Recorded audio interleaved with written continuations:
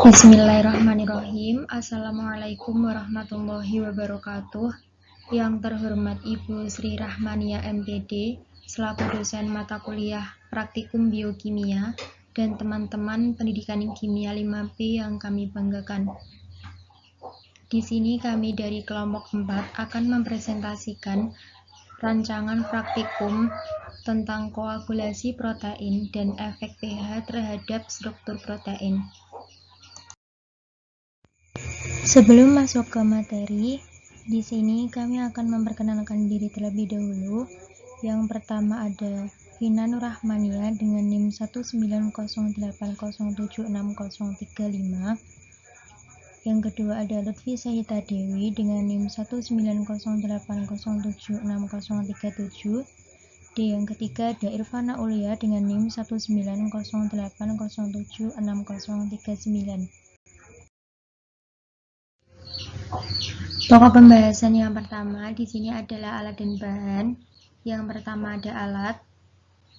Dalam praktikum ini kita menggunakan 8 alat. Yang pertama ada kain putih dengan jumlah 1 buah, di mana kain putih pastinya terbuat dari kain. Kemudian yang kedua ada kain kasa, jumlahnya 1 buah, sama, yaitu terbuat dari kain. Yang ketiga ada gelas dengan jumlah 1 buah yang terbuat dari plastik. Yang keempat ada pengaduk dengan jumlah 1 buah dan pengaduk ini terbuat dari kayu. Yang kelima ada pemanas dengan jumlah 1 buah dan pemanas ini terbuat dari aluminium. Yang keenam ada mangkok dengan jumlah 4 buah yang terbuat dari plastik. Yang ketujuh ada nampan dengan jumlah 1 buah dan terbuat dari plastik. Dan yang kedelapan ada panci dengan jumlah 1 buah yang terbuat dari aluminium. Selanjutnya yaitu bahan. Bahan yang kita gunakan ada 3, yaitu yang pertama ada susu kedelai. Di sini kami belum mengetahui rumus kimia dari susu kedelai itu apa. Fase susu kedelai itu cairan atau liquid. Warna susu kedelai putih dan jumlah yang digunakan di sini sebanyak 1 gelas. Bahan yang kedua ada air putih, rumus kimianya H2O, fasenya cairan atau liquid, warna air putih bening dengan jumlah yang digunakan 1 mangkok. Yang ketiga ada asam cuka, rumus kimianya CH3COH, fasenya cairan atau liquid, warna dari asam cuka yaitu tidak berwarna, dan jumlah yang digunakan dalam praktikum ini adalah 60 ml.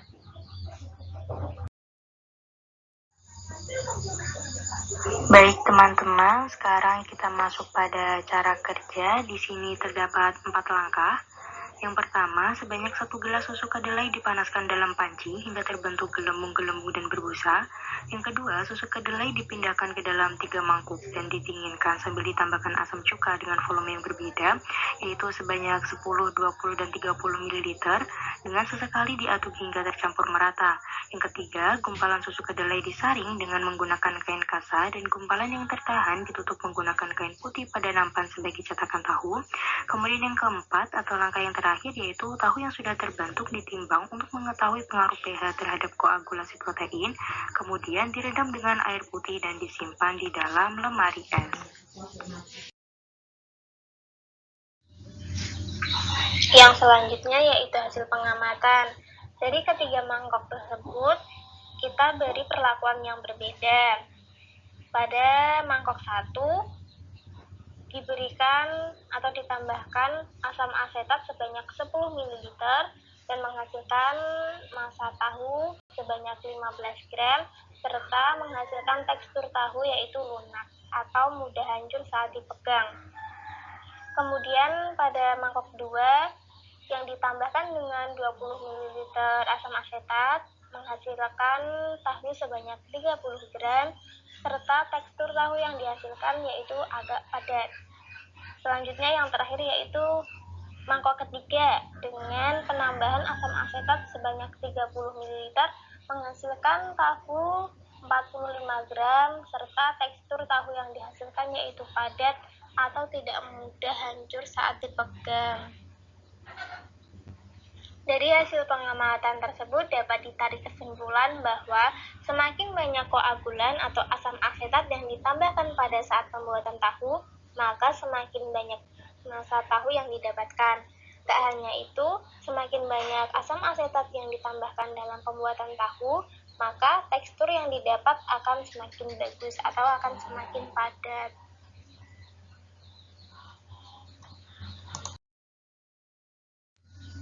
Sekian pemaparan yang dapat kelompok 4 sampaikan. Kurang lebihnya kami mohon maaf. Wassalamualaikum warahmatullahi wabarakatuh.